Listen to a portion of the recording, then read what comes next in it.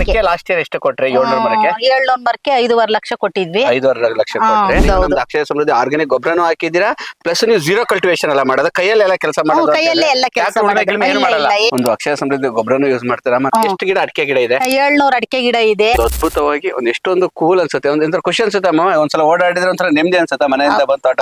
ಹೌದು ಸರ್ ಅದೇನ ಅದ್ ಸತ್ಯ ಅಲ್ಲ.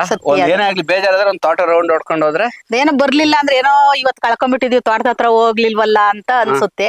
ತೋಟದ ಹತ್ರ ಬಂದೋದ್ರೆ ಸಮಾಧಾನ. ಆಮೇಲೆ ನಮ್ ಸಮೃದ್ಧಿ ಗೊಬ್ಬರ ಹಾಕ್ಸಿದ್ರೆ ಅಕ್ಷಯ ಸಮೃದ್ಧಿ ಒಂದೊಂದ್ ಮರಕ್ಕೆ ಎಷ್ಟು ಕೆಜಿ ಹಾಕಿದ್ರೆ? 4 ಕೆಜಿ ಹಾಕ್ಸಿದೀವಿ. 4 ಕೆಜಿ ಅದು ಬುಡ ಬಿಡಿಸ್ಬಿಟ್ಟು ಬುಡ ಬಿಡಿಸಿ ಎಲ್ಲ ಹಾಕ್ಸಿದೀವಿ ಸುತ್ತ. ಮತ್ತೆ ನೀರ್ ಹಾಕಿದ್ರೆ ಅದಕ್ಕೆ? ನೀರ್ ಹಾಕಿದೀವಿ. ಅದ್ ಬಿಟ್ರೆ ಸಮೃದ್ಧಿ ಗೊಬ್ಬರ ಬಿಟ್ರೆ ಇನ್ನೇನ್ ಹಾಕ್ತೀರಾ? ಇನ್ನೇನು ಹಾಕಲ್ಲ ಅದು. ಏನು ಮಾಮೂಲಿ ನೀರ್ ಕೊಡೋದು, ಗೊಬ್ಬರ ಅಷ್ಟೇ ಕೊಡೋದು, ಇನ್ನೇನು ಕೊಡಲ್ಲ. ಮಾಮೂಲಿ ಹುಲ್ ಕೀಳ್ಸೋದು, ಹಾಕೋದು. ನ್ಯಾಚುರಲ್ ಫಾರ್ಮಿಂಗ್ ನಿಮ್ದು. ನ್ಯಾಚುರಲ್ ಅಲ್ಲ? Natural farming. ಮಾಮೂಲಿ ಏನ್ ಹಾಕಲ್ಲ, ಅಕ್ಷಯ ಸಮೃದ್ಧಿ ಹಾಕಿದ್ರೆ ಅದ್ ಬಿಟ್ರೆ ಹುಲ್ ಕಿಲ್ಸೋದು, ಹಾಕೋದು.